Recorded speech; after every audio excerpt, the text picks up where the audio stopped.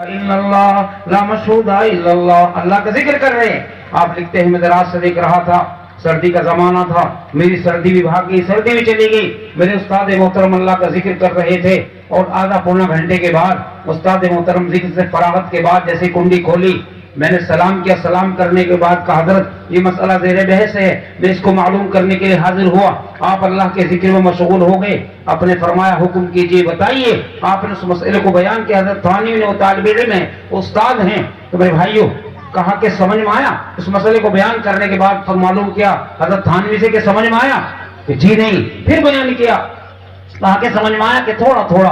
اتنے بڑے بتانے والے، اتنے بڑے سننے والے، کیوں نہ بتایا گیا، کیوں نہ سمجھا گیا؟ کہا کہ جاؤ پھر کس وقت معلوم کر لینا۔ اللہ کے ذکر میں سے مشغول ہو گئے تھے، کہا کہ جاؤ پھر کس وقت معلوم کر لینا۔ تو میرے محترم بزرگ بولتے ہو، اللہ کا ذکر بہت بڑی چیز ہے۔ آج ہم اپنی زبانوں سے کتنی گالیاں دیتے ہیں، بیوی کو گالی دیتے ہیں، بچوں کو گالی دیتے ہیں، جانوروں کو گالی دیتے ہیں۔ جس اللہ نے میں پیدا کیا، جس اللہ کے حکم سے آگ جل رہی ہے، پانی بہ رہا ہے، کلام پڑھا جائے تو وہ ہے ہمارے اور تمہارے تمام کائنات کے سرکار دو عالم صلی اللہ علیہ وسلم۔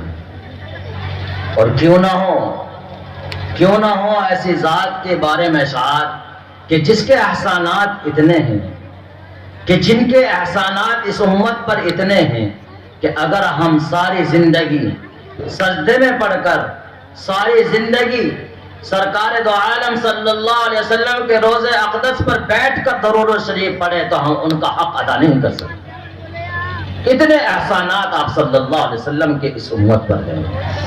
تو میں نعت کے لیے سرکار دو عالم صلی اللہ علیہ وسلم کی ذات اقدس میں کچھ اشعار پیش کرنے کے لیے دعوت دیتا ہوں۔ ہمارے ہی مدرسے کے طالب